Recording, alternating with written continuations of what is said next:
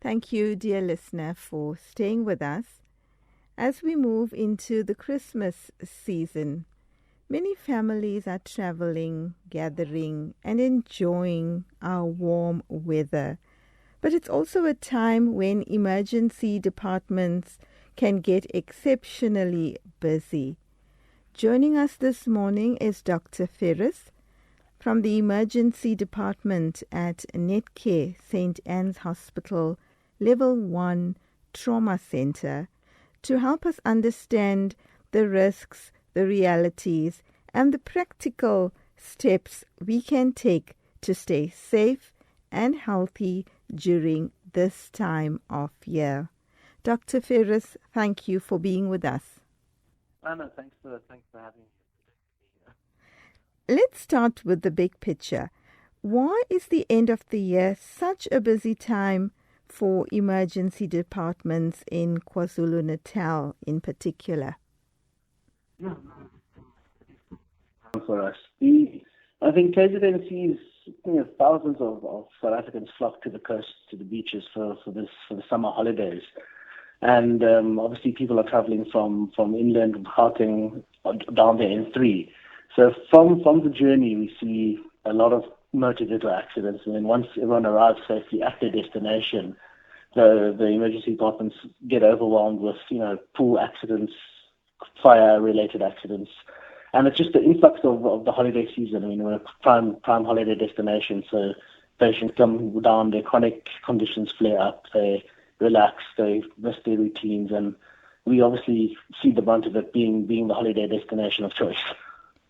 And when people do come in, what are you seeing? What are some of the common conditions you encounter at this time of year in the emergency department at Netcare St. Anne's Hospital? So we're a level 1 trauma center, so majority of what we see is road traffic accidents from the N3 southbound coming down. Outside of the trauma, though, we do see a lot of the chronic patients, so your dialysis patients, the high blood pressure, your diabetic patients who maybe didn't bring their medications with them or indulged a bit in a few chocolates or sweets or some wine that they maybe shouldn't have, and that exacerbates your chronic condition. So outside of the trauma, we see a lot of the chronic diseases that maybe people get a bit out of sync and enjoy themselves, and those then flare up and we attend to them. And with school holidays, I mean, you can imagine having little ones at home running around and having some fun, maybe not the best supervision at this time of the year. With some pool accidents, slips and falls, cuts, and then with all the braais, a lot of fire accidents as well. Our summers are beautiful, but they can also be harsh. So we get some very hot and humid weather at this time of year. What are some of the potential medical emergencies linked to these conditions that people should be aware of? Yeah, no, I think just from a public health perspective and first aid, what people really need to be on the lookout for is heat-related illnesses. So as you said, it's hot, it's humid, and often this hot, humid climate is not what our visitors are used to.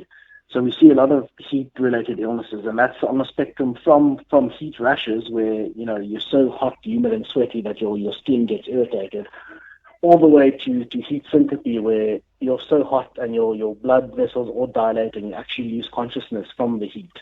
And then the most severe form is heat stroke, where your body temperature can't regulate because your body's not used to having 40 degrees of humidity like this, and suddenly your organs start failing. That's just with the heat and the dehydration. We also see quite a bit of. You lose a lot of sweat, but because it's humid, you don't realize that you're actually quite dry and thirsty, and you should be hydrating adequately. And if you combine that with the festivities of what people choose to drink during this season. Yes. Another big concern is travel. With so many people on the road, what are your top safety tips for those who will be driving long or short distance? Yeah, no, the roads are busy. The toll gates are filling up already. So the top safety tips I would recommend is rest. Break if you're driving along the long journey from Gauteng down to Durban. have a rest every 1 to 2 hours. Some lovely stops along the way between Birdview, Harrismith, or a lot of lovely places to stop and rest. And that's the most important thing, is to just, stop the car, get out of the car, stretch your legs, have something to drink, keep well hydrated, and then split the trip into short bursts, even if it means you have to stay overnight somewhere, because, the older you get, you can't drive that far. And then, the obvious thing, don't drink and drive, buckle up, keep your kids in car seats, not on your lap. That's good advice coming from Dr. Feris. And of course, health doesn't take a holiday. We know chronic health conditions like diabetes and high blood pressure, it can worsen when people are out of their usual routines in December. So what is your advice to help manage these risks over the Christmas season? Advice for that change of routine is to not change your routine when it comes to your medication and your chronic diseases, as you mentioned there. So often pharmacies and your treating GP will usually prescribe a second month or supply or additional supply of medication to take with you for travel. So if you find yourself in a foreign town or a different province, one, try and go to the Dis-Chem or the Clicks or the Metro pharmacy that you usually pick up from, so they can pick up your script. And then two, there are a lot of WhatsApp, online, virtual consult doctors who can re-prescribe you just an emergency supply of medications. Even pharmacies will issue you a 1 week of your chronic meds if you haven't packed enough with you, without a script, just as an emergency. And then that's the main thing, is keep your chronic meds with you and make sure you've got enough. And then the other thing is, if you're diabetic, don't overindulge in the sweet things that much. Everything in moderation. I'm not saying don't enjoy yourself, but yes, there is room for self-control, and I think that will save you from being admitted in the foreign province and having to miss the return to work. Yes, that's true. Dr. Feris, I'd also like to spotlight your work. In addition to the Level 1 accredited trauma center at Netcare St. Anne's Hospital, Level 1 trauma center that you are at, can you tell us about your practice and the service you bring to the emergency department? So yeah, we're at Netcare St. Anne's. It's a Level 1 trauma center, but it's also one of the only emergency departments in KZN that's staffed by specialist emergency physicians. So our practice is 4 specialists that are available 24/7 in the unit, and that helps us treat not just trauma, but you get expert specialist-led care for strokes, for heart attacks, for any pediatric emergencies, for poisons, snake bites. So we really trying to up the level of service in the private sector by having specialists in the ED, not just your standard casualty officer or GP. So you get excellent international level care right at the front door. And since so many families head to beaches and to the pool, what are your top 5 water safety tips? Oh, yeah, water is a big one this time of the year, particularly if you go down the beachfront. Yeah, look, water safety, I think the first thing is supervision. So if you're going to head to the beach, make sure you swim within the flags where the lifeguards can see you. Don't go to isolated beaches. Don't go to somewhere where no one can actually monitor you. And then don't swim and drink, just like you don't drink and drive. Don't get intoxicated and go into the water, because that's when your risk-taking behavior increases. And then obviously with the kiddies, water safety for the kids. So get them floaties, get them safety tubes, and someone has to be with them. An adult who's able to swim has to be with the child in the water. Even if there is a lifeguard, you can't watch. If you've seen the beachfront, you can't watch everyone at once. So it really comes down to parental and family supervision. A very practical question now.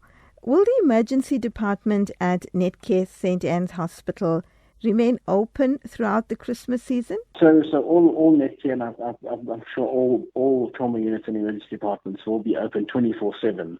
We'll definitely be open. I think our work is the same as the retailers at this time of the year. This is our busy season. We'll be all hands on deck and then take a holiday when everyone goes.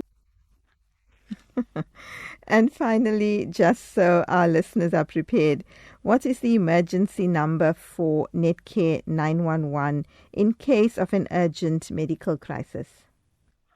Yeah, so there's two ways to contact the Netcare 911. I think the easiest one is 082 911, and that to me is simple to remember because 082 was those first Vodacom numbers, and then 911 is what you always get drilled into on TV. So 082 911.